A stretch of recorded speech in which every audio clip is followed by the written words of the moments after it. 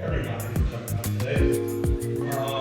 So I'm gonna give, hey, so I'm gonna give some background on this conversation, the importance of the conversation, as well as kind of how I met a good amount of these people.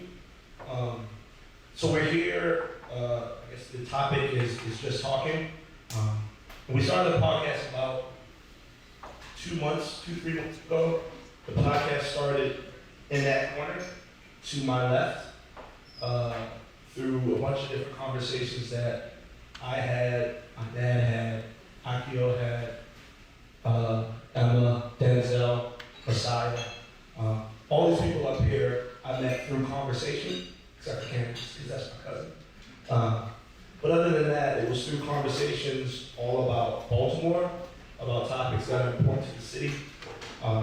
And we were fortunate enough to have a place like Bird in Hand to allow me to be loud, and to have passionate conversations with random people that I met. And then through those conversations, we realized how important it was to share experiences and share stories, because oftentimes narratives can be hijacked by media conglomerates.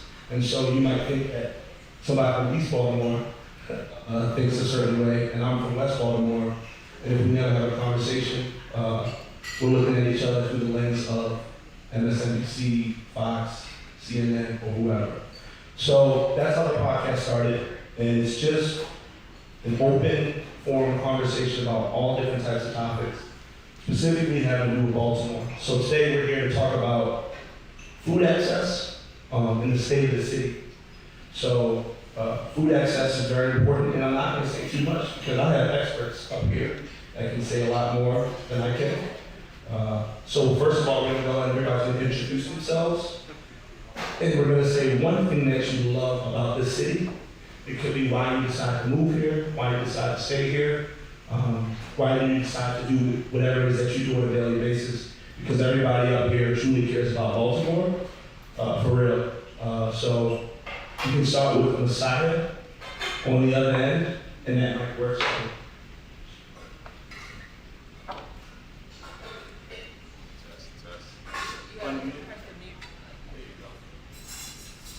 Test, all right. Peace, power, and harmony, and much prosperity to everybody. My name is Messiah Fit.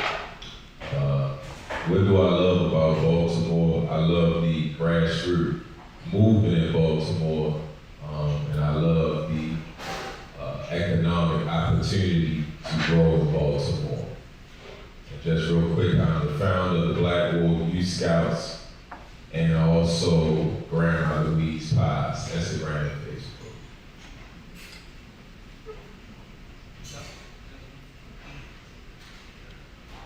Good evening, everybody. My name is Denzel Mitchell.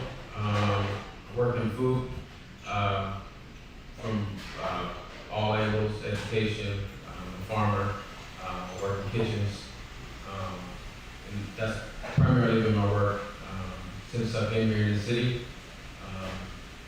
I love the city, moved here in 2004, and I've raised 5 children here. One of the things that attached us to the city were the festivals back in 2002, 2003, 2004. Afternoon used to be pretty dope down Camden Yards, and that made the city really exciting. But you know, one of the other things is just been resilience and community that we built here in the city. Connected with a lot of people over the years, and made friends, made family, business relationships. So, beautiful city. Hi, my name is Emma Snyder. I'm a bookstore owner, the ID Bookshop in here in Virginia. And I grew up here in Baltimore. I went to preschool actually 2 blocks away, so I sometimes say I really came full circle because now I spend a lot of time in the same 2 block area. But I left for many years, and then I moved back just about 3 years ago. Over the years, I would visit a lot. My family, my parents are still here. A couple friends of mine, a number of whom are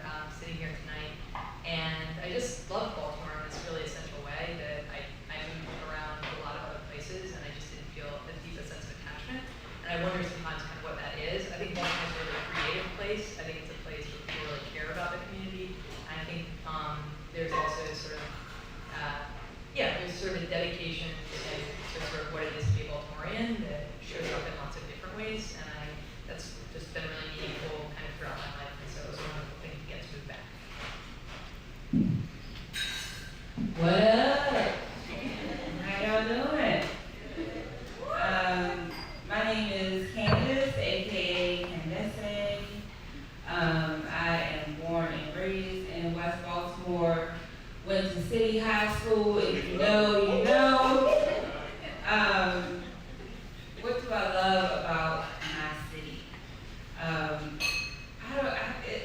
That's a hard question for me, and I'm gonna keep it short. But it's almost like saying, you know, what do you love about your family? Like, we loud, we crazy, you know, we got a lot going on, you know, we love each other, we hate each other sometimes, but it's all love, right? So I like that I can walk down my street where some people would be scared to walk down, and I can hear, you know, a guy or even a drug dealer just like, keep your head up, so I needed that, right? Like, I don't appreciate what you're doing, but you know, I needed that today.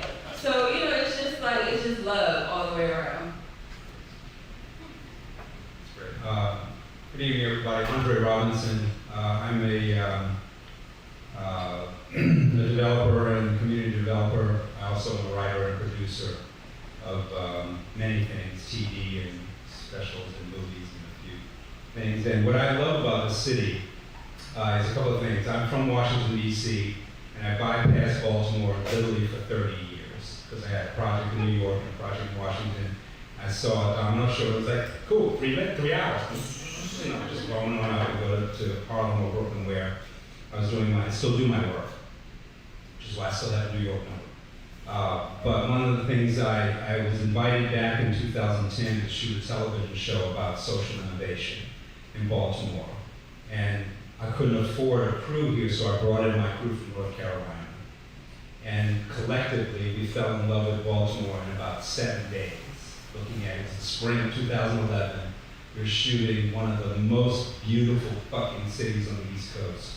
And in shooting that, we fell in love. And the show was about meeting people who were doing great stuff in Baltimore. So I met all of these amazing people over 16 months. Couldn't get anybody to sponsor the show.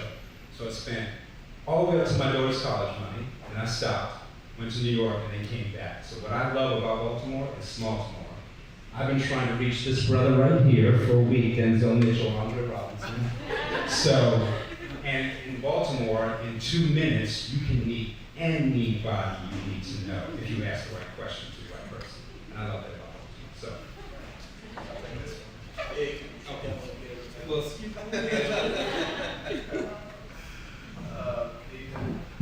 my name is Kelly Cross. I'm president of the Old Goucher Community Association, which is a neighborhood here in Center City, Baltimore. I moved to Baltimore in 2010. My husband and I moved here from lots of places. We've been living in Europe for a while, in D.C., here in Baltimore. I'm originally from West Virginia. And what I love about Baltimore, sort of moving what Andre mentioned, is it's a terribly beautiful city. Architecturally, culturally, it's a place that I think is totally underappreciated and undervalued, and I think there's so much value to be had in the neighborhoods and in the urban fabric that we have here that's just waiting to be uncovered. Hey, what's up, y'all? My name is Akio Evans. I'm born. Hello? All right. Oh. Can we borrow your mic, please?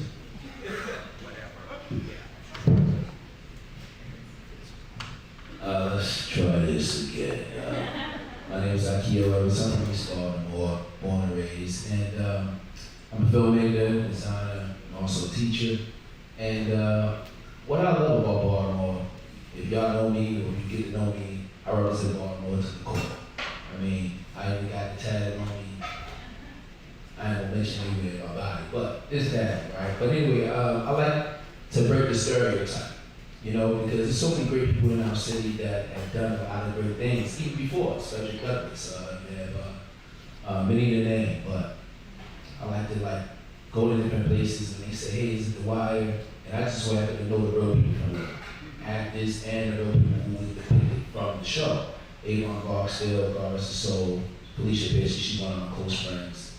And I like to break that stereotype that it's more than The Wire, you know, so. And a lot of people that you know, because they're great. I'm Ezekiel Kelley, and I came up with a question, but I was trying to figure out an answer. I think I like Candace's story, and I think a lot of my brain kind of works in stories. So about a week ago, I was driving down the president, headed down across over Eastern Avenue, and I was at a red light, and I was with my girlfriend, and there's this lady outside the car, and she was just grooving, like she was dancing, like she had no headphones and she had nothing in her ear or whatever, and she was having an amazing time. And I didn't read into it any more than she was just really happy and dancing. And I remember being a kid and being on the bus and taking MTA and seeing different characters. And I remember loving that as a child. I loved that you can kind of see anything, in my opinion. You can see anything and everything if you kind of hang around Baltimore. So anyway, I started yelling out the window, like, hey, hey, hey. And she looked at me and started smiling. You know, she started moving even more. And I don't know her. I never met her. And I think that's what I love about Baltimore. I feel like if you give someone a chance, you can have a deeper connection with them, even if it's just in a moment of her grooving, you know, on the side of President Street on the way to the bus stop. So anyway, now that we've got the nice stuff out the way, you know, we get into the shits. So, question, and I'm going to start with Denzel. What is Baltimore City's overall mission statement for its citizens? And you can answer that however you want, right? We might not have one, but if you think we have one, what do you think that is? And if not, what do you think that should be? And if you don't want to answer, you can pass the mic. There's a lot of pressure there. No pressure at all. Well, I don't think I can sit up here and pass the mic. You ask me here, so maybe I have an opinion. I don't know what the city government's motto is. I'm sure it has one, a creed or something. But when I moved here to the city and started the work that I started doing, which was working with children and teaching them how to feed themselves and inspiring them to go home and feed their families and motivate their parents and their aunties and uncles to feed them better. One of my mottos has stayed to save the babies. A lot of us, once we get past the age of 35, get set in our ways and, we do what we do. It's very difficult to change.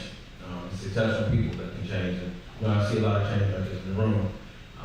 But I think it's incredibly important that our work focus on our future and specifically focus on our children. So, save the babies. Anybody else? Whoever. You said what is the city's? City's what's Baltimore mission statement. Okay. So not what it is, but. Do we have one? And if we do, what it is, if not. Well, I'll say what I've seen Baltimore's mission statement, and you got different, careers with tiers. If you want to talk about government is to keep status quo. The people in Baltimore are very, well, depending on what population you talk about. We got 70-something% black, and that 70-something% that's black in Baltimore, I believe, are sick and tired of the status quo, feel like their backs up against the wall, boxed in. And then you also have,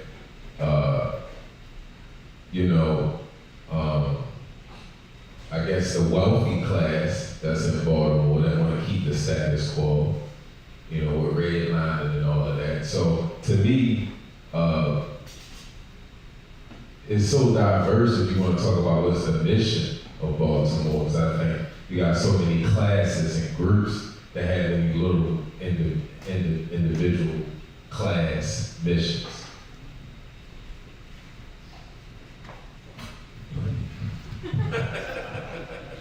This is my granddad, y'all. He's just acting silly. So I partly find, you know, I never really answered the question. I have a problem with the question because I think that focusing on a mission statement is part of the problem, right? A mission is how do you get to someplace, and we don't have a vision, right? So the vision statement, like what's the vision statement? And the mission is the mission is how do you get to the vision? So we have a lot of people creating mission statements like, okay, this is how we're going to get there. And it's like, well, what's there? Right? Nobody knows what there is, but everybody's getting there, but nobody knows what it is. So that's all. You won't pop out. You won't. No. Somebody on these. All right, so I'll just go. Well, I love that comment because I was sitting here, well, Denzel asked me like, what's the, you know, we were saying like the motto on the benches is the greatest city in America, which I think Baltimore is the greatest city in America, but I also think that's a ridiculous thing to assert in that way because it doesn't speak to the individual experience of what it is to be in Baltimore. And I think that that's at the heart of what you're saying too, is focus on a mission statement or thinking about this sort of way to broadcast a brand publicly that's kind of holistic for everybody, and that's not the way we live. Like, we live as individuals, and we live in communities, and we live with this kind of great variety of experience. And I think that even that idea of sort of the city of Baltimore is a city of a lot of individual people living a lot of individual lives, and our ability to sort of allow those people to be autonomous and not feel like they have to fit within some system that has a mission that is trying to get somewhere is, I think, part of how you empower people to feel like their lives matter and their stories matter. And that when we get kind of reduced to that idea of having to fit ourselves into a package that has been preordained, it's just a really painful personal experience, and then we feel less engaged in it. I think the challenge for Baltimore is not so much about whether there is a mission statement or not. Within a mile of here, there's 500 of them. A bunch of little individual organizations who all have their own mission statement. They carve them out, they boil them down to a couple of sentences, they put them on the wall, and then fuck it. That's the last time we talk about it. So the challenge, I think, for Baltimore, because it really is like Small-Timore is presented as if it is a pejorative, but it's actually powerful. It's actually when somebody helped me work out a gang sign for Small-Timore. Because in the power of that is something unifying of all the mission statements. They all want to kind of do good things. And then you start feeding that machine, and then your job becomes to keep feeding that machine. So those of us who are begging for funding from philanthropy, we have mission statements, so we have to have them, and philanthropy has a mission statement. They don't have to be. Very, very, very rarely do they cross connect. So I think the challenge for Baltimore is to reject the provincialness that says my mission statement is more important than yours. And if we're going to do something, philanthropy will force us to compete against each other instead of collaborate. As a matter of fact, if you start to collaborate, that's the fastest way to get 25% whacked out of your budget. Well, you did it for half, because you two did it together, then, and so when we get out of that vein, you'll find that you start unleashing all the power of the various missions, because some of them are individual, I have one personally, and some of them we have collective mission statements, and they're sometimes at odds, because the last time we look at them is when we socialize it. So it individuates a mission statement. You personally have to be connected to it, and that's hard to do when you're in a 50th or 100th employee. It gets harder and harder to do the more people you add to the machine. So.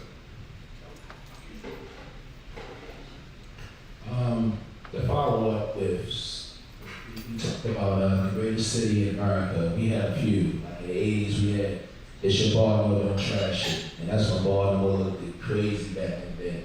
Then we had Baltimore, the city that reads, which I was for, and I like when Kurt Smoke was actually doing that, because that initiative had helped with people wanting to read and reading more. And with the other campaign, Believe, I feel like that was a hoax, to be honest with you, because I used to make shirts back in the day, and the Believe logo, I circled that lie, because it was cameras on every block in East and West Baltimore, and the cameras didn't do anything for the community, because they locked up people, you know, that were selling drugs and all that, but when it came time to look at the surveillance cameras to see who got murdered, they didn't know what happened.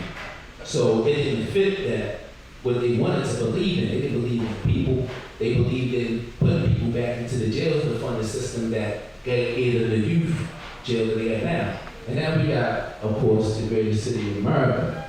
Now, I agree with you. I agree with you, Em. Like, it's like what, I always question it, but me that I take pride in the city, that's why I'm like, oh wow, we the greatest, but what are we the greatest at? We don't necessarily, like what you said, what is that actually tied into us in a social level? So there's so many things that I've, didn't agree with these slogans, like I said, but believe what, the murder rate's still rising. And guess what, that was in 2008, almost what? A couple years later, the murder rate is still rising, so nothing changes. So the mission statement is supposed to be a mission that we all in the city supposed to collectively aim towards to make it better, and now it's so much, but let's leave it there. I wanted to follow up, because this is one thing that I forgot to say. And all these people who know me know that you'll have to snatch the mic away from me at one point. But here's the thing. Mission statements are also expressions of culture, usually in an office. But Baltimore has a culture that's expressed and has a culture that is taught on the streets, by the police department, by the people who do or do not return your emails and agencies, people who do or do not give you a polite answer when you answer the phone. That's also a part of Baltimore's culture. So the mission statement that's also expressed in culture needs a lot of review. It is based on disagreements with other people who didn't go to the same high school, literally. So when you break free of that, because a lot of us are from Baltimore and are here by choice, and a lot of us are not from Baltimore. We came here because we wanted to be here. And the rudeness that I got greeted with for 4 years by not being from Baltimore was like the arguments about, well, you're not, I was like, I've been black like a long time, like almost my whole life. And it's the same. Baltimore's my seventh city. There's a Mrs. Johnson in every one of those cities. There's a kooky, peanut in every one of those cities. And there's great people almost in all of them. But Baltimore has a secret ingredient that none of the other seven have. You know what it is? We have more colleges and universities than any city other than Boston. Only Boston has more. So this is actually a college town. And every one of those other cities were at one point judged the most dangerous city in America. DC, Oakland, Harlem, Brooklyn, like I've been down the shore a few times. So we break that contract of the mission statements on a bus or in a city hall or on the wall, but catch the culture, you catch culture, right? Catch it. So you find out that, officer unfriendly is really who's left. Officer friendly, they ended that program a long time ago. So you gotta get off the bus ad and the bumper sticker and find out what the real culture is, and that's where the work begins. So. I mean, you've got to say something better than that. All right, we're gonna keep it moving because we got a lot of preachers up here who can talk. So now that Andre kind of brought that out, I'm gonna go where I'm gonna go. So I just Googled what is the literacy rate in Baltimore, given the fact that we have the most colleges of any city other than Boston. When it says, with an estimated, this is the Baltimore Sun, so take it with a grain of salt. With an estimated 36% of Baltimore's adult population in need of basic literacy skill development. And it reads on basically, a lot of people don't know how to read. That's basically what it is. And people shaking their heads in the audience, if you're from Baltimore, in all likelihood you know someone who is your age, older than you, that does not know how to read. Now we are here in a place with a whole bunch of books. So you need to know how to read to access these little things that's on the wall. And I had a conversation with Emma on a podcast specifically about the importance of literacy and being able to access things that you don't know how to. I remember being younger and thinking reading was not dumb, but I didn't have any sort of attachment value system based on being able to read. I didn't see the benefit. I didn't know why. I was good at talking, so I was like, I can just get popping with talking. And then I switched schools, and reading and writing became very important. And then even then, I still kind of had a point where I rejected it because I thought reading was for white people. That's just a thought I had when I was a kid. Nobody put that thought into my mind. That's just a thought I had, right? And a lot of people might look at me and say, "You thought that?" Yes, I thought that. Because I didn't see anyone that looked like me enjoy reading. I didn't see people in my neighborhood just sitting down and reading. Only time I read the Bible a whole lot, as Candace knows. But other than that, I didn't read. So it wasn't until I really got to high school, I had a teacher, as everybody I'm sure does, that kind of turns that light, turns that switch on, and breaks it down to you in a way that's accessible and you understand why. Mind you, I wasn't a bad reader. I just chose not to read. My mom's a reading specialist, right? So maybe that has something to do with it. But yeah, so long story short, you heard the stat.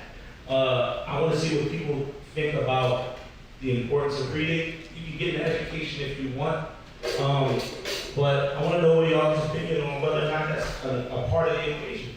I'm not going to tell you whether or not it is. I have my own opinion. But a part of, the question to the question. Candace tries to interview me while I'm interviewing, so that's why I love her. So this whole, in my opinion, right, this whole, everything we're doing here, the whole podcast, all of this, my internal mission is to bring Baltimore close together. That's me, period. Everybody here on this panel has their own mission. Y'all have your own mission, but that's my mission. And I came to that mission through my life, through me seeing in my own life the ability for me, single person in this world, black, whatever else, brown, and whatever else, right, that you want to attach to me. I've seen how many different people that I can become really, really, really close to. That, go ahead, ask me a question. So is literacy the point, or is fluency the point? I know you tell me. Well, I'm an employer, and if I can tell you the amount of people who come to my office who cannot do the lowest job that I have to offer, which is answering the phone, because they're not fluent in anything. They're not fluent in computer, they're not fluent in coding, they're not fluent in phone, they're not fluent in their own names, they're not fluent in English, they're not fluent in French, they're not fluent in anything. And so reading is something I dare say everybody in the panel learns to do when they're at home. And then we went to school to read to learn. You didn't learn to read at school. You learned to read at home first. I know many of my neighbors who have no books in the house, who last book they read was in the 6th grade when they were required to read. So you're competing against a kid in Cambodia who's in school 80 hours every 2 weeks, and who comes here with sophomore college math, competing against a kid who's not fluent in his own language. Now, that's not the kid's fault. He didn't decide to be in a poor performing school with no heat, no books, no water, no blah, blah, blah, blah. It wasn't his decision. Policymakers made decisions with mission fucking statements on the wall to do something different. So the practice of those kids matter, and these kids matter the most, is really what we need to. So what kids? All children. So you said those kids matter, these kids matter the most. What I'm kids saying matter? that the decision of the policy is that these kids matter more, let's just say, be kind. Because the system that keeps it all in place is a structure that everybody in this room knows. It's available on, just pick up your cell phone, type in, or I don't know, hashtag racism, and everything ever known about it will come to you. So that's not the point. The point is fluency. Because if you're not fluent in coding, not fluent in tech, not fluent in English, you can't write your presentation beyond the mission statement, then you don't get to go to the conference room to make a presentation. It's not like, let me come to the conference room and read this presentation. You have to generate that shit in that room, because everybody else in the room is the smartest kid in the class. So my question to you, sir, is literacy, and looking at literacy rates tick up, and now they're reading at a 3rd grade level, now they're reading at a 5th grade level, matter when a 4th grader has an iPad with everything on every book on it, and he's in Fairfax County from Cambodia. So, I don't know. Maybe I do, no. I think that both are important. I think more importantly, than both of those things is what I was trying to think about, and maybe somebody on the panel can help me out. Candace kind of asked me the question of, I think I said, is literacy key? And you said key to what? And I think that's kind of what we're all kind of talking around. Literacy as a beginning. Literacy as a beginning, or part, or a symptom, right, of a larger system that's in place here. Because what we do know is that Baltimore, as it stands, I'm not going to get into the whole redlining and history of Baltimore and how that plays out into who has access to what, where, why, and when. But I would suggest that there's a bunch of books over here that are very good, that do a very good job of telling the story of redlining and how that's important in Baltimore. But what I really want to ask is, what are we trying to achieve in Baltimore? What are you trying to achieve? Maybe not say we, maybe we is too difficult of a question. I don't know, I can't think of nobody. Okay, think for yourself. What are you trying to achieve in Baltimore, for Baltimore? And don't answer my question or question. What are you trying to I mean, it's simple to me. Creating generational wealth, really turning my neighborhood around. I remember from a very young age, there were people when I was going to college, they were like, I'm getting out of Baltimore, I'm not going to school, in this state, I'm getting out of this state. And, there was this thought of escaping the hood. And I really don't know, maybe it was my upbringing. My mom was a community association president. My dad just supported a lot of the guys on the block, just taking them out of their own neighborhood. And he was doing this with construction money, And so maybe it was just the way that I was raised. And I thought, I can make this a place where I would want my children to live. Like, I don't have to escape it. So my vision is really to see my neighborhood thriving. People, more than just, because people are happy, right? Like, people are enjoying themselves. And I think in the midst of pain, when you're able to find joy, like that joy, you feel it much more because you know what pain is like, right? So people experience joy. But it's really like, how do I create a neighborhood, a community where my niece and nephew can say, oh yeah, I'm working at my aunt's, business, and I'm learning business skills, and, or, if I'm in college, I have an internship opportunity, or I know someone, that I could call who is a doctor or who is a lawyer, and that's not new to the Black community. We've had that, right? So that's not a new thing, especially in Baltimore, we've had that. So it's just bringing that back, and it's really challenging the way that we think about community development. So I'm in the community development space from a really unique way, being a broker between developers and real estate investors and communities. You know, how do developers who say they want to do good work and don't want to displace people, how do you authentically partner with community in a way that's not condescending, in a way that's not saying the only value that you can offer me is the choice between a wall color or wallpaper, and that's my engagement, right? So how do we authentically engage with community, and then how do we empower community to say, you know, I'm not only going to stop this project from happening, but I'm going to require that you include us in these ways, and this is how we want to be paid for that. Even to institutions coming in and, you know, communities die by surveys from institutions. It's like death by surveys. And, you know, how do we create, how do we challenge institutions to say, you're not going to take the data from my community and use it to get multi-million-dollar grants. No, we're going to be paid for that because we are experts in our lived experience. So really understanding that whole ecosystem and creating strategies and structures for that to happen. Respectful. So, somebody else, but so real quick, I don't need a mic. So I thought everything Ken said was dope, but in my mind, I asked the question: does that require a translator? Right?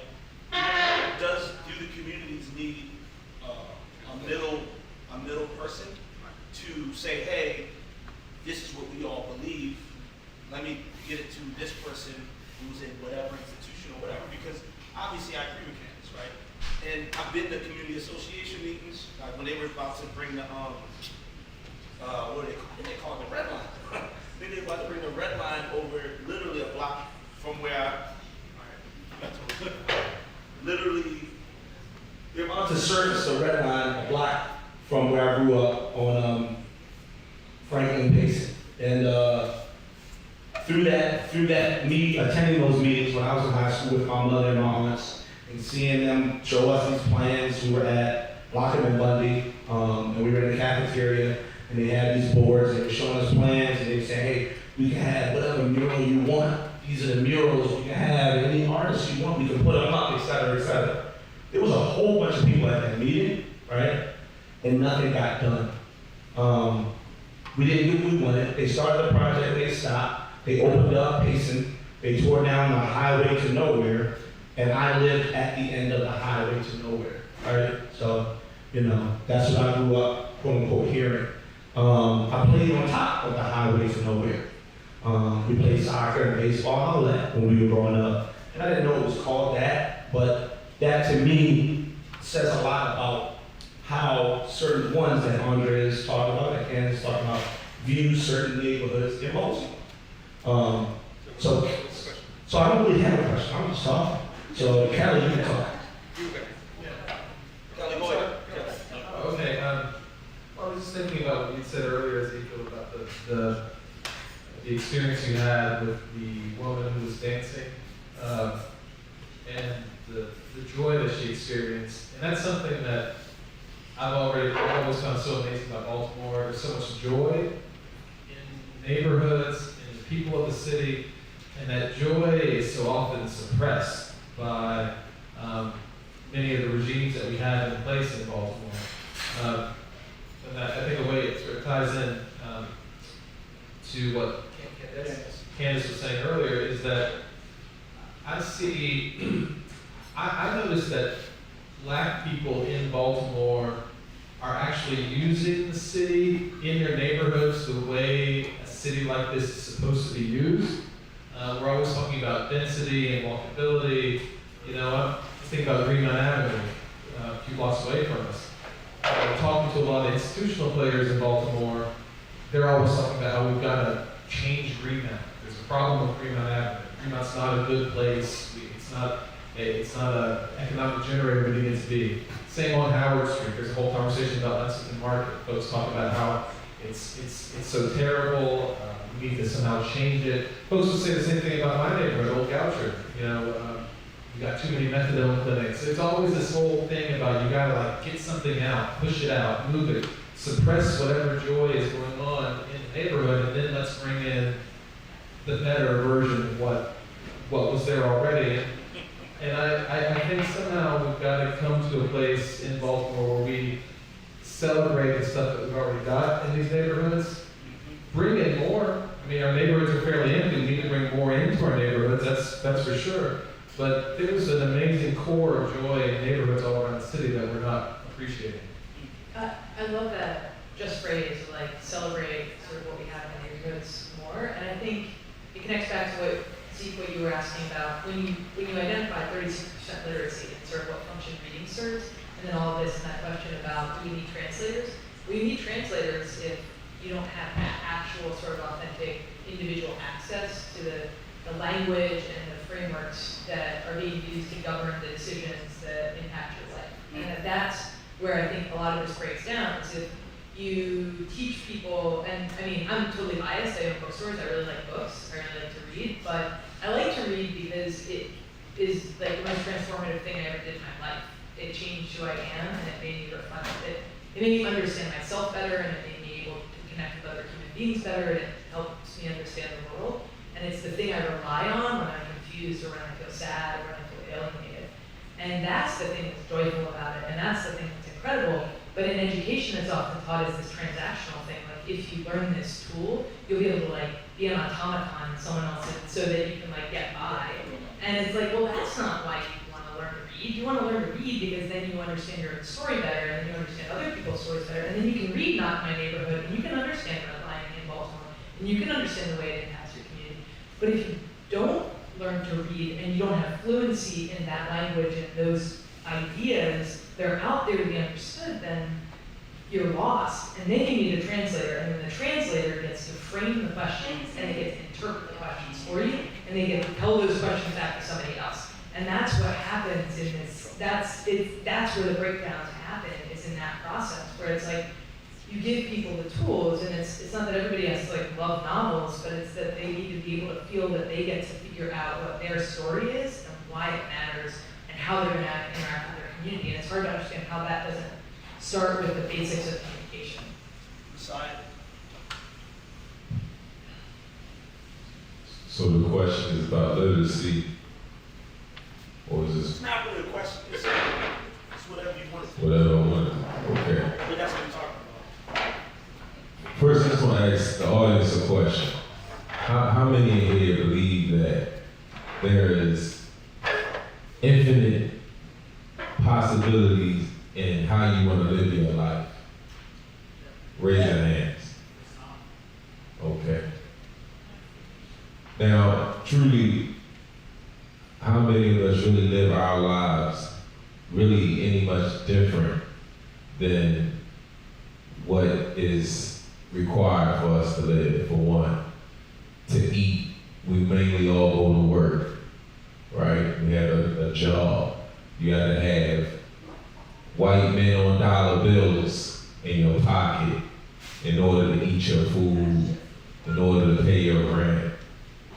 You know, all these things. How many of us really live outside of that world, outside of that system? See, I truly believe that we live in a world that is so constructed around oppression and control and manipulation and division, that even when you try to be different, you wind up coming right back to what it is that everybody is depending on. And why in the world haven't we come up with a panel discussion on if we truly believe that this is the right way to live as human beings? How many of us are sick and tired? Well, let's ask this question. Who really believes that the only way you can eat is by having money in your pocket? When we have a world full of land that all it requires is seeds. Why are we questioning why is there homelessness in this world when we supposed to be in the richest country, or there's gazillions of dollars going across the entire world. Why do we have to wake up when we really don't want to wake up? See, these are the things that we're doing every single day. And we're doing it because there has not been any kind of form brought to the world on is this really the way we want to live? So, before you go, I would disagree. And only in the last thing that you said, which is, there isn't a form. I don't know. Yeah. I agree with everything. As usual, I agree with everything. Hello, Ben. As usual, I agree with everything that you said except for one thing. And I would say that there are forms. There are conversations about how to restructure this, how to re-implement that, how to change this, how to create that, whatever word you want to use, right? Oh, hold on, let me finish. So I think that you have another mic.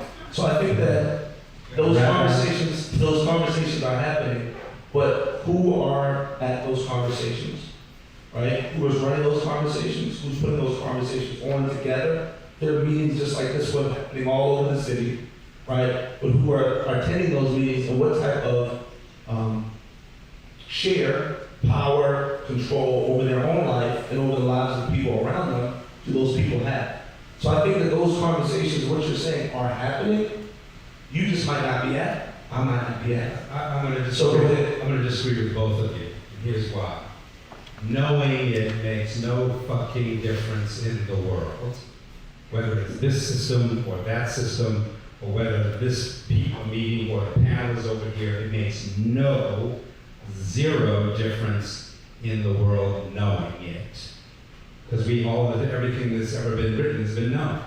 So in fact, you could go to any of these foundations with a forklift and pick up, the first 500 pounds of white paper and read them and boil them down to, about 10 or 12 pages. They all say the same thing. Knowing it and having a mission statement makes no difference. What makes the difference is being able to go into communities with a heart to repair the damage that was done and recognize genius on every block where you find it. Because whether they are fluent or not doesn't mean they're not intelligent, it just means they're not fluent. And fluency can be taught. You know how I know? I'm a teacher. And fluency can be taught in anything. The kid you think can't do math doesn't know until he gets in the coding camp that he's brilliant at it. The kid who can't draw is sketching in a book, doesn't know that those sketches become the baseline of video gaming where he makes $140 an hour. He just doesn't know it yet because access to opportunity is cut off everywhere in Baltimore because of the decisions that were made. So this is the last thing I want to say. Literacy is tied to those, the reason why you can't skip over redlining is because that's where the design is. Redlining left essential ingredient. It left a community full of poor houses. The school is a direct mathematical reflection of the value of the houses. So if I say, you can live here, but you have to put 50% down to own a house in this neighborhood, not for a little while, for a generation. And so that's a lot of robbery. And then you get into a house and the predation starts immediately. The blockbusters and the real estate agents come in and move on top of your house, and so they steal 30% of the housing back in every generation for decades. And so the school will be a reflection of that. That's why the heat is off in the school, because it's tied to the real estate development around that school by law. It's not like Andre made this up. It's coded in law.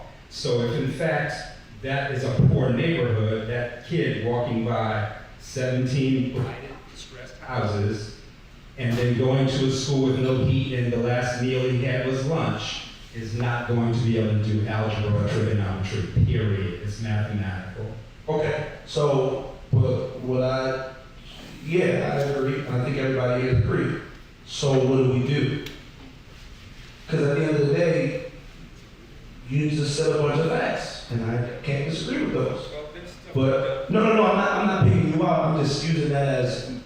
progression to the next phase of conversation, which is, what do we do? How do we solve that issue of predation from real estate agents? How do we increase value in people's homes? It's happening everywhere in the meetings that are happening that you just talked about. Okay, so what are the things that are happening in those meetings? Why don't, who here knows about meetings that are happening in the city about things that Andre is talking about? Raise your hand. 1, 2, 3, 4 out of a lot of people.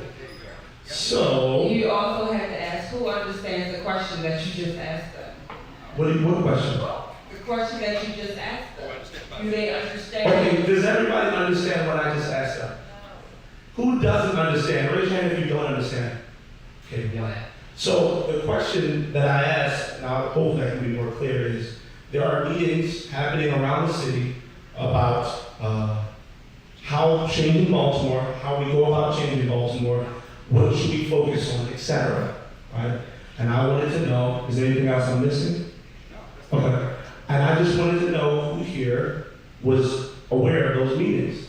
And the reason why I asked that is because I always believe that there is a disconnect between things that are happening in a closet, maybe not in a closet, maybe people are sharing it. So I'm not saying with Candace, because I know Candace puts on events. I've been to events where Candace shares information.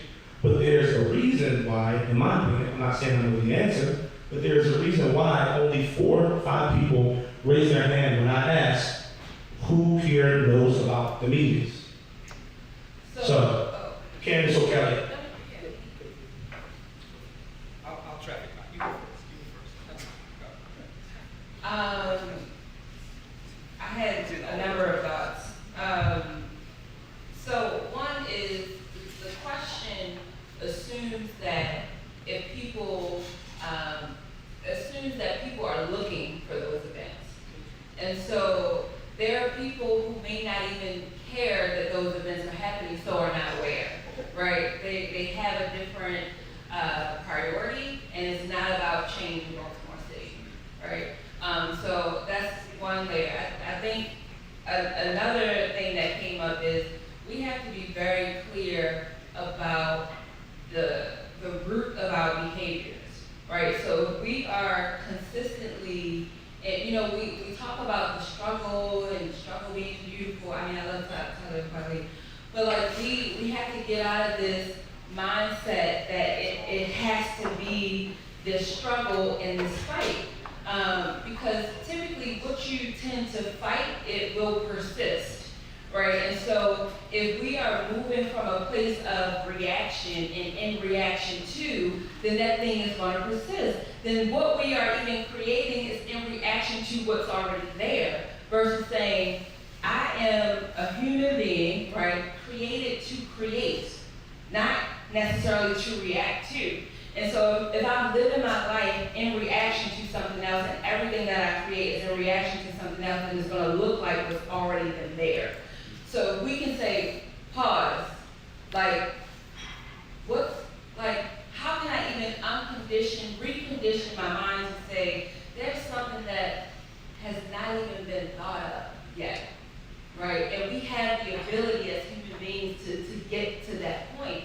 But there's a lot of unpacking that needs to happen. There's a lot of healing that needs to happen, because when you are, there's a well-known saying, hurt people, right? You are reacting from a place of something that you know, but there's a deeper knowing of things that we could create that hasn't been talked about, because we're constantly in reaction to a fight versus saying like, well, what do I want? Like, think about if you go to a drive-through place and you're like, I don't really know what I want. Like, I know I don't want lettuce, and I know I don't want tomatoes, and then they give you a fish sandwich. You're like, wait, but I don't want fish. Like, you never actually say what it is that you want. So a lot of this fighting is saying what we don't want, but we never say what it is that we want, so we don't create it. And I agree with you. Ed, because fish sandwich. Let's keep right there for a second, right? Because when you think about East Baltimore, and a lot of people know Hopkins own half of East Baltimore. I work for Hopkins, so there's no ill will there. I believe that when I started working at Hopkins in 2010, they have helped me get my life back on track. Like I had warrants, I had things that, put me in a position where I couldn't get a job. And I worked for Hopkins now for 10 years, and I will say that, but on the downside of that, I just was talking to an individual about a week ago, and she told me how Hopkins, and she lives in the community, she told me how Hopkins was responsible for her family who are not used to getting a certain amount of money, which is $60,000, right? Castle Street, I used to walk past there all the time. I used to live on Federal past the park, so it was a 20-minute walk for me to where I'm at, to Hopkins to work. And I used to just take pictures randomly, and throughout the whole vicinity, they changed it dramatically since 2009. One, Henderson Hopkins. Two, Starbucks in New East Baltimore, where they do that, right? I've seen that whole thing over the years take, place. And going back to what the lady said, she said, her grandmother, she wasn't used to getting $60,000. She wasn't probably even in the room for the fish sandwich. What I mean by that is, hey, we're gonna give you $60,000. These are families that have been in that community for years, so they see $60,000 all in one lump sum. They gonna take it. They wasn't in the room where the conversation was being had, where change was happening. No, that was in a conversation in a private room that people wasn't even allowing people to come in, right? So now, as a result to that family and other families in Baltimore, it rose the homelessness rate, whereas though you have a lot of people spread out. It already had put that in a predicament where you had the projects being torn down. Lafayette projects, like I said earlier about the Wire, my friend Taylor Barksdale, Avon Bodie Barksdale, they talked about how their projects was torn down. But what that happened was people was all around pockets of Pulaski, and all around Baltimore, the murder went up. Because you know why? People in those communities, it just spread out. Whereas though, if you're not beefing, right, you live in Flagstaff and I live in Lafayette projects, and let's just say now we neighbors. And it's been families upon families, generations that we've been beefing. What's going to happen? Generation after generation, it keeps happening. So that's another story here. But I want to stick to the topic of the fish sandwich, right?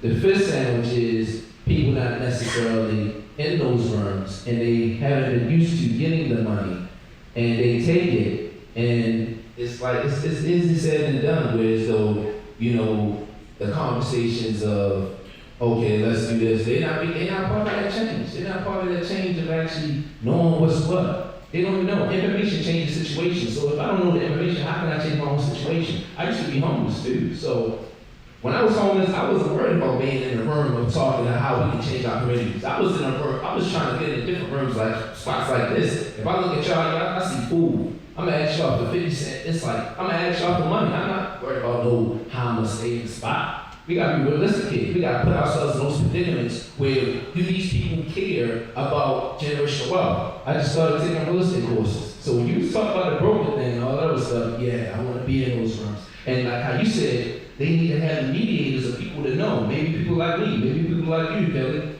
of being able to translate what these people may need. And they might even not they don't even know what they need.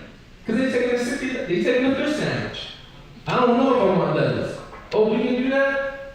So we gotta be realistic of people who don't really even know or even know the information is there. Y'all said X, Y, and Z about all his rooms. I didn't know that. I'm from Baltimore.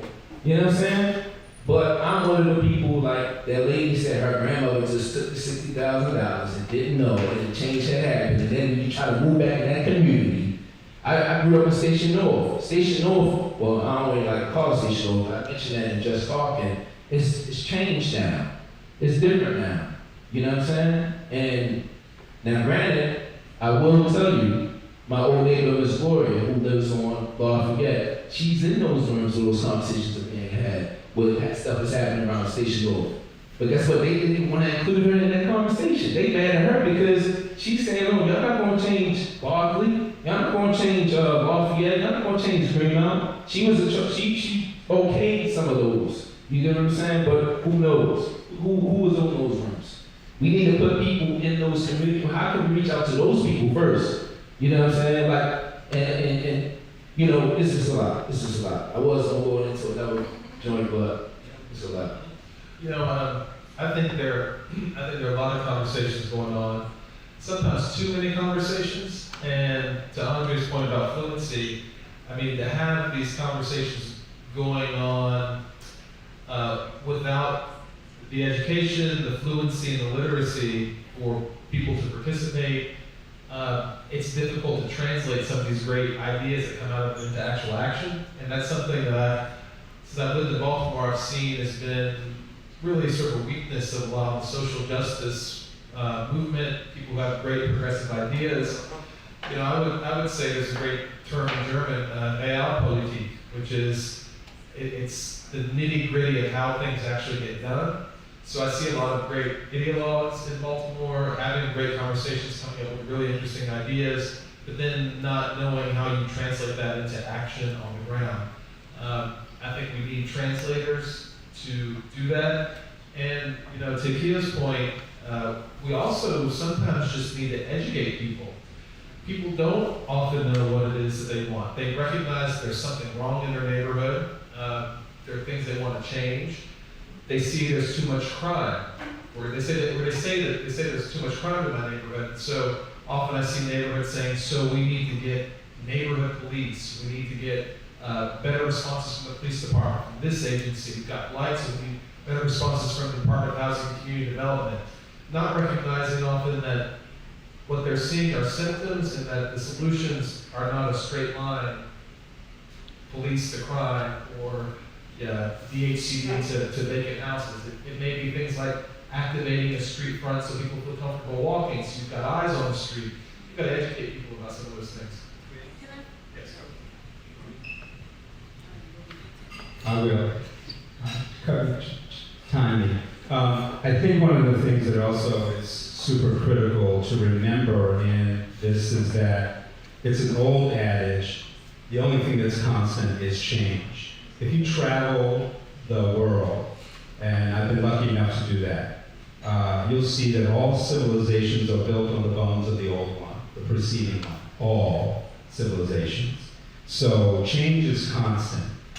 As a developer, I hear a lot of the conversations that get directed to me personally about gentrification. And I know a little bit about it because Baltimore's the seventh city in this work, and they've all been gentrified, by the way. Prices for $60,000 because that woman can't go to get the $200,000 loan to repair her house, somebody else can, and then that house sells for $460 a year after she's gone. And that's the math. Math is not emotional. But math is created, and those policies are created, and most importantly, the practices are created for that piracy. I buy it for, you see your cash for your house signs going up everywhere? Some of those, by the way, ladies and gentlemen, are drug dealers. Did you know that? Buying your house at any price, and I'll set up my operation inside of your house. So there are things to investigate in neighborhoods about the math, about the money. Because you're right, I've never seen $60,000. That's one thing, that's cash. But when your house becomes worth $460, you can't get the cash. You can borrow against it, but that takes a whole level of finance and understanding. So I think that part of the issue with translating in communities is that, yes, the translator has to be honest and build trust, and you can gather that information. But the learning is also not one way. From the front of the room, white experts, down to black people receiving and writing down information. Because if you follow all these 500 mission statements in this neighborhood, that's the rule. White experts talking to black populations of poor people who are just writing stuff down. They're not on the grant, they're not deciding how the grant goes, they're not part of any of that. The upside of Baltimore is that it is changing everywhere. Now you're going to be invited to 20 of those meetings because we all met here. And so if you don't show up, shame on you. But we'll keep inviting you until you do, because you serve on an asset that is rare in Baltimore. You're in a building full of artists who are media makers. And there's only one other building like that in Baltimore. I'm going to build another one. Not to compete with you, but it's the most important thing because you can, just like this broadcast, as many people could be watching us tonight as watch Fox News. If each of us shared with, even our network. That's 100, 200, 200,000 people in an instant.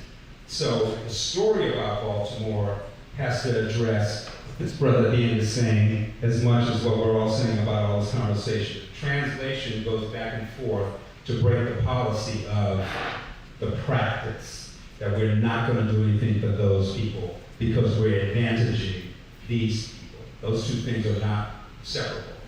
The disadvantage is to advantage somebody else.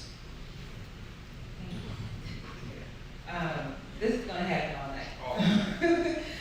I think it's important to try to reclaim certain language or be very careful when we use language. I think it's a slippery slope when we say that people don't know what they want, because that can turn very easily into paternalistic behavior, which we currently see. Yeah, like, oh, okay, you are too traumatized to understand what you want. Let me write out a policy that's best for you because you don't understand what you want. I think there is a need to recognize that there's been so much crap piled on people that they really can't see. And so our job, or let me speak for myself, my job is to remove the crap and say, okay, now what do you want? Now that you can see, what do you want? Not for me to say, you don't know what you want, and let me help prescribe what that looks like. And I'm not saying that that's what you two gentlemen said, but just in terms for the audience and for whoever will be watching this, that's a slippery slope to say that people don't know what they want. That's all. Who said? I was like, who said? Yeah. Both of you mentioned it. When you said the analogy of, I don't know if I want that. I don't know if I want that. When I said, you said, some people already know it's ridiculous, they don't necessarily, when they see the first money, you know, it's probably bring forth unwise decision making. So if it's bullets that, I've been in communities, I grew up in those communities where we play hide and go seek and I had to lay literally on the ground. So granted, like, if you heard the podcast, I talk about how, you know, my family, we grew up in there, you know, in that area where I didn't have water or, and this podcast is supposed to be about the lack of food deserts, right? So I guess we're about to get into that. But I grew up in that community. I grew up, you know, and it's not more so it's slim pickings. It's slim pickings. So when I knew about the 60,000 as the flip and all that other stuff, you know, the emotion, like you said, 60,000 is not the emotion, you know. So, but what I'm saying is that it should be just like how they had brought you in and burned you. You was a student, you said, when they brought you in about the red line and all that other stuff. When I was a student in all the schools I went to, I never been in nothing like that. And what program, if you don't mind, before I continue what I'm about to say, who gave that? You got So, to give some clarity to it, basically I remember, so my aunts are involved in the community that I grew up in Midtown Henderson, particularly my aunt Elizabeth and Aunt Esther and my mom were really involved a lot. And basically they came around, they sent a letter saying, hey, we're about to do all this construction, red line, we want the community's input. I just happened to tag along. In the room there was a lot of older, brown African-American women. There was a couple guys there, but it was a bulk of aunties and grandmothers and cousins and stuff like that who were in attendance. And so it wasn't like I was invited. Well, I mean, I guess technically I was. I lived there, but I didn't have any plans of going there. My mom kind of dragged me there with my grandmother, and after going there, that's what got me interested in looking at the disparities that are in Baltimore and focusing on it, but recognizing it, figuring out why I grew up the way I grew up, why people in my neighborhood grew up the way they grew up, why did Bryce Street look the way Bryce Street looks, et cetera, et cetera, et cetera. And then now, trying to figure out what to do about it. So when we talk about how giving the people in the community that same opportunity to actually be able to, you know, not just necessarily like you said, just writing off, you know, you pretty much say, hey, look at this crap. And the crap also is stuff that's been here for years. When you think about how everybody was put into all these communities, and it's been generation after generation of us not being able as black people to move in certain areas, right? So I'm aware of that. But moving forward, what I was saying about, the slim pickings of just not being able to like have the choices, not slapping that this is what you're gonna get. But what I'm saying is that how can I be, if I was a kid when I was his age, or even kids that I teach, how can they be in those same rooms of learning? Because I'm for generational wealth too. My community where I'm from, East Baltimore, I would like to go back and kind of like do the same that you said, because that's what we were supposed to individually say. We were supposed to say, what do we feel like we want to do? And you should touch base on that when you first started talking about how you wanted to actually generational wealth teach that in a way. But how can we have those conversations? So, what's your name at the end? Messiah. I agree with you to a degree of having a conversation of how can we not depend on, not necessarily we need the money in our pockets. Of course, we need that to live, right? But having different panel discussions is what he was saying. You know what I mean? What was that? We have a conversation. You know what I mean? But what I'm saying is that they'll go back to what he was saying. What the main man was saying was, how can we have those conversations where we put in the people in the room to think outside the box, to think outside of the norm, to get back into owning generational ownership. That's what it is. Ownership will be the key to what you were saying. Ownership of land, of planting seeds, will be the key to that. Ownership, it goes back to ownership. I mean, when you agree. So, I want you to talk next. But I want to interject the actual topic from tonight. I specifically wanted Messiah and them, and I want them to have exclusive rights for the next little while to talk about the importance of food, food access. Messiah, I don't want to tell too much of your story. If you want to talk a little bit about Denzel as well, but I think that we talked about one of the basic necessities of a human being access to education, information, stuff like that. But I think another one that gets maybe less shine is access to healthy, sustainable food. So I want Messiah and Denzel to both speak to the work that they both do, different work, but kind of not in a weird way, and the importance of that and how do they see that being an important part of this whole thing that we're talking about or trying to figure out. So that's just like that. And just to touch on what you just said, my personal conviction is that we are not elevated people consciously or spiritually. So that's the reason why we operate on the platform of money.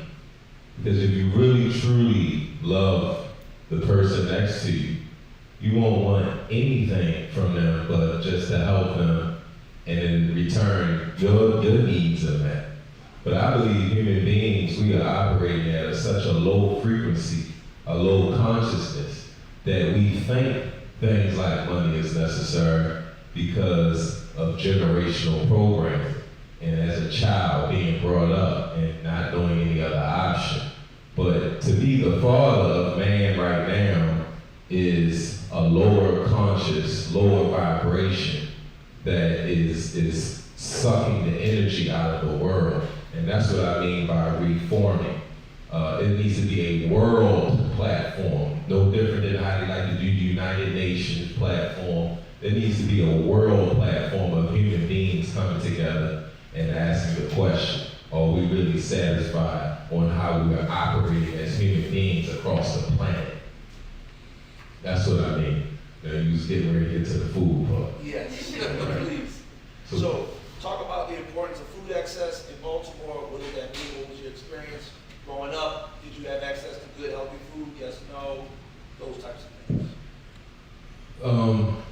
Well, when in Baltimore City specifically, I can say West Baltimore is where I grew up, Montgomery area, and it was much better in the early 90s compared to what it is now. As time has gone forward, it seems that more chemicals and manufactured processed products is made in the world now.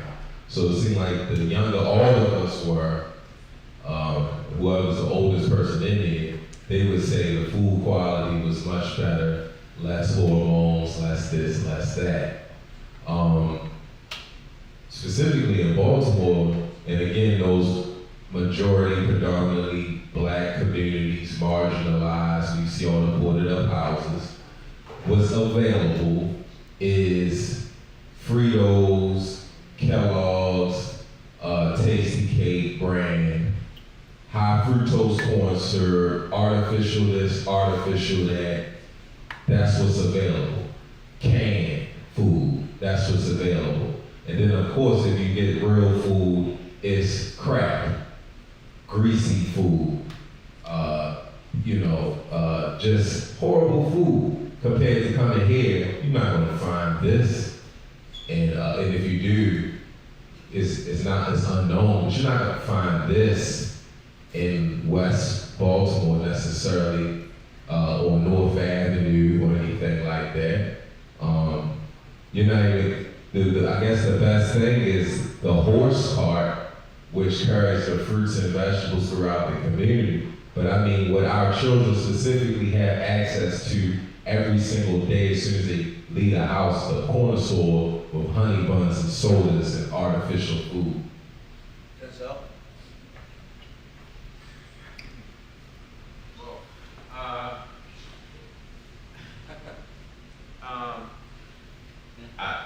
I don't really know where to start.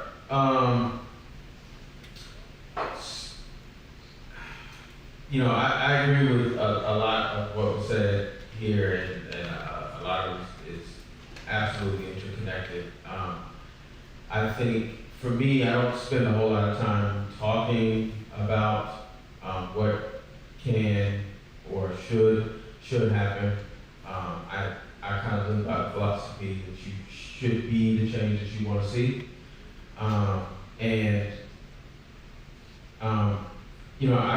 I'm not from Baltimore. I didn't grow up here, but I grew up in a household where food sovereignty was something that my family controlled by growing their own food in their backyard, by canning the stuff that they grew, by collecting their own eggs, by planting fruit trees, all of which I hated when I was a kid, but to be cliche, that seed was planted in me, and I grew up to be a man who then spread that knowledge. And I think it still applies. I am of the mindset that most people are inherently good at heart, and that you should use whatever privilege, whatever advantage, whatever skill set that you have to advance the world in the way that you want to see it. And so, that's how I believe, we change this city and all the other cities, because we all know, whether we breed or not, we all know that the way that this country has been built has been to create another class, to take resources from people, to take people and build this country and build the wealth that's in this country. We know that we don't have access to that wealth, but we also know that we can change that by what we do. So specifically, as it relates to food access, I don't expect everybody to be a farmer. But we all know that we eat every single day, several times a day, and if we don't eat, we die. So how do we change the food system? We go and find a farmer. There's plenty of them around here. We talk a good game, but how many of us actually go and support our farmer? How many of us take a child and say, this is a farmer, and farming is a job? It's not a hobby, it's not a pastime, it's a job. And you don't get carrots if there's not somebody who is skilled to be able to produce carrots. The schools fail that because it's everybody's fault, but it's nobody's fault, right? but we should and we can do what we know to do. So, for me, I very quickly learned that once I moved here into the city, that there was tons of vacant land and that urban agriculture was something that was becoming sexy again. It was something that people did to survive in the 1940s and 1950s. Victory gardens and the food shortages because of the war and all that. But it was starting to become sexy again in the mid-2000s. And but for me, I just started growing food because I wanted my children to have the same kind of experience and skill set that I had, and I had come to accept was important. But then what I quickly learned that there's a very nostalgic connection that many people have to that, especially in Baltimore, because their people came from the South and didn't come to the South. Again, speaking historically, didn't come to the North voluntarily. They came because of terror. They came because they were ran from the South. But growing food is something that is inherent and innate and human, and so that's what I fell in love with. Because we all know we gotta eat, and so it brought me great joy to be able to leave some tomatoes on somebody's doorstep, or to learn how to keep bees, or to plant fruit trees. And so for me, again, everybody doesn't need to be a farmer, but what is the basic joyful practice that we all know we need? This brother makes pies. So if you get a bushel of sweet potatoes, what do you do with that bushel of sweet potatoes? Not everybody wants sweet potato soup. Not everybody wants candied yams. Some people want pies, so you turn them into pies. This brother down here is an artist. He's a filmmaker. How do you capture culture? How do you spread culture? How do you make people feel good about what it means to be whoever you are, right? We all got sneakers in here. I'm not wearing my sneakers today, but there's plenty of sneakers in here. This brother makes sneakers, customizes sneakers, and inspires other people to push art forward, right? To represent blackness in a way that is very different than the way that I represent blackness. This brother, Kelley, you make films. He was just that, yeah, he was that. So, we can spend a lot of time talking about a bunch of different things, but that's my approach. You be the best person that you know to be. You take whatever your specific skill set is, and you use it to change the world. It's great, yes, we all need money. We know that. We want as much money as we can possibly get. We know that. We want our children to be comfortable. We want to be warm. We want to have internet. We want to have cable. We want to have Netflix. We want to have cell phones. We all know that. Those things are equally important because that's how we've been socialized. That is the society that we live in. But what are you doing for the next person who is a human? What are you doing for the child that is coming behind you? And even further beyond that, what's going to happen for the next 7 generations? I think one of the things that I was tortured with mathematics when I was a child, so I'm fascinated by math. And so you asked the question why about healthy food choices in the community. Does anybody have any idea why there are not healthy food choices in the community? Just anybody, shout it out. Black butterflies. Black butterfly, which is redlining, that produced it. Yes, anybody else? Okay, so I just ran some numbers. A corner store doing $2 interactions in a day, right? Most of them are owning consortiums, is racking up $5 million. And if you try to eat out of a corner store and fill up a grocery bag, it costs you almost the same as Whole Foods. Everything is overpriced, it's salty, it's poisonous, it's filled with rat poison. There are 43 places to buy liquor for every one place to buy an apple in our neighborhoods. That's kind of Baltimore average, it's particular West Side average. 43. There's sometimes 7 liquor stores within about 500 yards of each other. Anybody here live in Roland Park? How many liquor stores do you think are in Roland Park? Liquor stores, not wine bars with artisanal cheese. I'm talking about a liquor store. How many? 0. So, if you load up every corner store, my friend Veronica, my business partner Veronica Owens is back there. She's a developer. Raise your hand, Veronica. Because Veronica's actually rebuilding neighborhoods in Barclay and Upton and so on and so on. So if you look at those quadrants of corner stores, most of them are owned in consortiums. So 4 of them together is making over 10 years, $50 million from serving the worst food that my cats can't eat because they're sensitive. You get little bugs and diseases and stuff like that, so they gotta eat good stuff. So my next door neighbor tries to feed her family on food stamps and she gets $25 a month. My cats eat more food than that.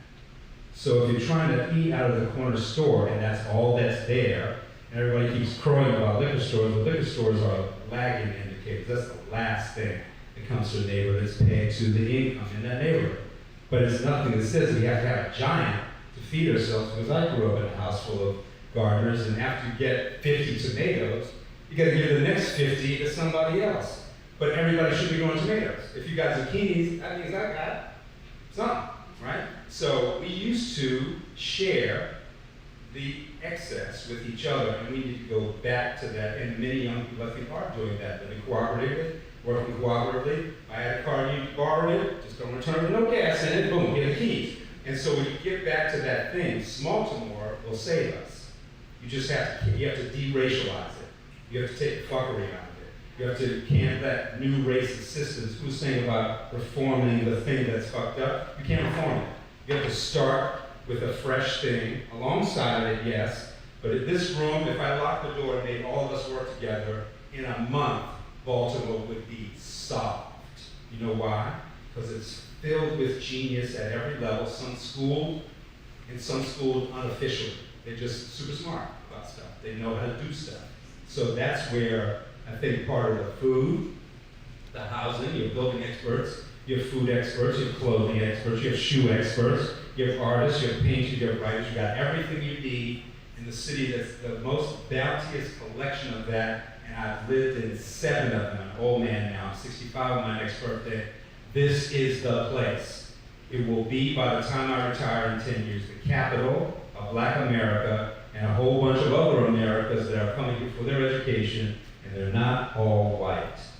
The population growth at our colleges is increasingly international. Any Hopkins people here? Okay. Micah, anyone? 30%. Morgan, 25%. Saudi Arabia. It's coming from all over the world for their education here in America. They come to Baltimore, and guess what? They always talk about our population, trying to get 10,000 people to move back. You know how many people are here for their education over a 6-year period? 350,000 in the 6 years of their education. We haven't built any place for them to live. Guess what? They need affordable housing and food too, but we've made 2 safe, unaffordable white areas for the white college student to graduate who came from Saudi Arabia and spent $250,000 on their education, and Papa is done. Who? That's on you. Get a job. So he's got to go find some place to live. If he crosses over Utah Street into my neighborhood, they tell him at the college, if you cross over Utah, you are going to die. Yep. We will kill you right away. Same in your neighborhood, same in Barclay, same in all these neighborhoods. So I think all that we need is here, and Kelly will take the rest. Well, I really like what you said, Denzel, about the power of one person and the power of using your skill set. The thing I'd like to say about the sort of food desert thing, this goes back to a bit of what we're saying in terms of educating people. I think, Candace, what I wanted to say is not necessarily that people don't know what they want. They know, for example, that they want grocery stores, access to fresh food, but they don't necessarily know how to get there, how that happens, and what are the obstacles holding that back from happening. So when I look at the food situation, there are things like zoning barriers. If you look at a zoning map of Baltimore, one thing that you'll see right off the bat is that mixed-use zoning in the city is really confined to the white parts of Baltimore.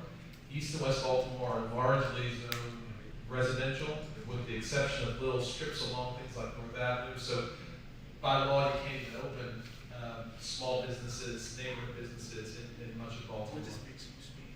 Mixed use means having commercial and residential and light industrial and retail all mixed in. So this is the building that we're in here is a mixed use building. We've got retail on the ground floor, residential above. So possibility, basically. Possibility is foreclosed in a lot of the city. Permitting regulations, things around parking requirements. And sometimes these are things, ironically, that neighborhoods, people who are in neighborhoods say that they want. So sometimes you have to educate and say, okay, well, you're saying you want to have easy parking, but that easy parking is also getting in the way of being able to create the density to have the foot traffic to justify the grocer coming in. I think, I don't have anything. Amazing to add. But what I did love from what Denzel was saying, something that I've tried to practice for the last couple of years, is putting your energy where your mouth is, right? I talk about a lot of things. And by virtue of the people that I know, I end up caring about a lot of things. And I think that what I do know is that exactly what you said. If I was to support a farmer, support multiple farmers, that would increase the livelihood, the ability for that farmer to do more. And I think a lot of people need to actually take stock, as corny as this might sound, of the things that they care about and be very deliberate. Thank you. Very deliberate about the choices that they make. I think me and Emma talked about in the podcast about choice overload. And I didn't even know that was a term. We were just kind of talking. And, it's like going to Netflix and going, I don't know what to watch. It's because you have so many options. So you really have no option in a way. And I think that's kind of what happens in places like Baltimore when you talk about all the problems that we have, right? We got violence. We haven't talked about violence, right? You have food, you have education, you have housing. And a lot of the times you get a choice overload on what to focus on. All right, what should I care about? How should I spend my time? What meetings should I attend? What should I study in school? How do I help my neighbor? What do they need first? Right? Do they need food? Do they need water? Do they need housing? Do they need help paying their bills? Do they need childcare? I mean, literally within my family members, the amount of energy it sometimes takes to help just my family members who grew up just how I grew up, right? So I think that a lot of times it can become overwhelming for people who not only are in the shit, so to speak, but are outside of the shit, but want to help out. And Candace talks about removing the dirt, or removing the trash from the person's eyes so they can see what it is and have more clarity, more sobriety with their choices. I think that is very important. I think the key is that you don't have to focus on everything. You can choose. You can be. Who was the person who said they didn't know the meetings where the meetings were that were going on? You did? Yeah. I guarantee you couldn't ask two of your friends before getting plugged in, like deeply in Baltimore. So you seem like a person of some intellect and ability, and college educated or street educated. You have family, large? Okay, so if you ask two people, I bet you by the second person you get plugged in. So it's actually only a matter of what you want to dial yourself into and get busy on, because there's strategic talk and strategic doing. And strategic doing is its own reward, right? You do something and you'll come to a split in the road. And then you'll say, that doesn't work that way, let's do this, and you're still doing it. So if you actually get plugged in and ask 5 people and are serious, I mean, some people want to consider, we puzzle it out, like, do I want to do this and do it? That's important to do. But in Baltimore, more than a lot of other places I live, it's easy to connect with people doing almost anything in almost any lane of any problem you can think of. There are people grinding on that shit, man, like all day. And it'll come to, well, we need $30 million each. Okay, do you know how much money you spend on incarceration in Baltimore? Take a guess. per person per year? Take a guess. $50,000. 37 from the state, 10 from the family. 50,000, almost a Harvard education per person every year. Yet when we tell them that workforce development costs X, we can't afford that. We always have the money for incarceration. We always have money to keep this food network going. Through licensing, through, well, you can get one, you can't, through regulation, you can have that, through zoning. There's a lot of secret stuff that your generation will unpack, because you'll reveal stuff. That's the benefit of what's happening nationally. It's showing you, hey, there's a part of it that's all bullshit. Right? They're up there trying to justify, like, good luck to them tomorrow, to try to figure out how to fix their face that we didn't see bullshit happen in front of us, because you all are pretty smart. But if you want to unpack a city, Baltimore is the last city where you have enough real estate to do anything about it. You can't do this in DC. Because every house is $800,000 in the hood, by the way. Or every house on my block, on average, the 16 empty houses selling for $20,000. 2 blocks away from Baltimore, that same house is selling for $340,000 on average, same size house. So we have a lot of great ingredients in Baltimore. So yes, the wire is real, neighborhoods are real, suppression is all real. What's also real is your intellectual doing. Because I guarantee you, before you leave tonight, you'll get 5 invitations. Who's going to tell this guy where the meetings are? Because we got to get him at the cookout too. So who's going to invite him? Okay, so there you go. You're connected. And then the next time I see you, it'll be, did you return the phone call? Did you follow up? Did you write an email back? Did you do the thing you said you're going to do? And it's okay if you don't, because this shit is monstrous. It is. People in this room that do this stuff, it is hard work getting that done. But the rewards are unknowable. They are like, it's like. So we're gonna close it up. Please! So we're gonna do. Oh, that's all you got something? No, I'm good. You sure? I thought somebody. It's got fun to do. Go ahead, brother. It's a seize to plan. Keep going. No, good, good. So I want to end off with. Here's a beautiful farm, by the way. Is Yeah, strength of our over the rock. It's about to be the shit, so go see it now. And bring a shovel. So I want to end off with. Yes. We can end off with. I don't know if I want to end off with it, but we can talk about it. I want to end off on a positive note. So somebody make a positive note. Somebody make it positive. So there's obviously, everybody's talking about violence in Baltimore, gun violence, right? I'm not gonna go into how I grew up and heard, you know. That's the topic for the I know I don't want to. I don't want to. I want someone to make it positive, which I think is possible. But we're gonna do it quickly.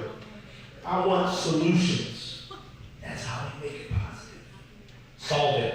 So in 2 minutes, I would like everyone to solve. No, I'm just kidding. In 2 minutes, I want people to you guys to speak on one way that you would approach the gun violence, homicide problem in Baltimore. Difficult. I'm not saying you have to, but I do think it is something to talk about. I was supposed to talk to someone who's running for mayor in office who shall be unnamed and is running on a platform of gun violence, but it didn't show up to my meeting. This will continue unnamed. And so mayoral candidates are using the violence that is happening in Baltimore as a boon to get elected for office. So what kind of clarity exists between people about what the issues are actually happening, and are there solutions that, because I have to ask, maybe one of you guys have a solution, maybe you don't. Please, go ahead. This is easy. This is actually simple. Violence with a gun is not the point. Okay. Violence is the point. You ever hear the way people talk to their children? It starts there. It's the way you talk to 2-year-olds, and when you call him this little stupid motherfucker, he'll never, ever forget that. My grandmother, at her dying day, told me about a woman who slapped her in the face for asking a question, a family member, when she was 10. She burst into tears at 92. You'll never forget it. So the violence is actually an expression of stress that those young parents are living under, and it is deplorable. They're living in deplorable conditions, unable to feed their children. The squeegee boys take half that money home for dinner. We have children begging on corners for water, food, and a bathroom, and most of us like, So, if you look at violence, starvation, hunger, very violent. Poverty, very violent. Racism, very violent.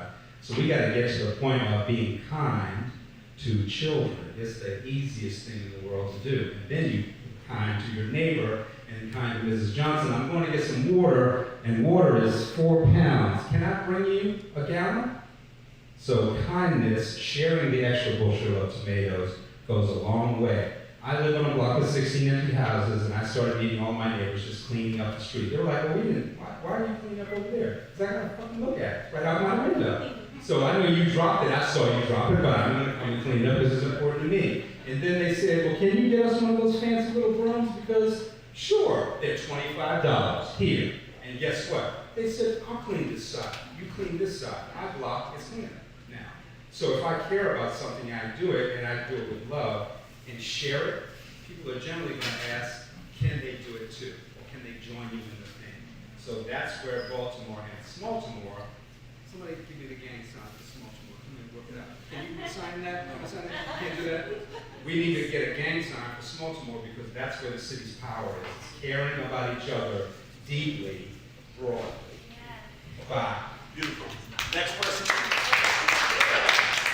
I don't really think there's a next person. We all agree. We can end it up. Yeah, we can get into that. Everybody good?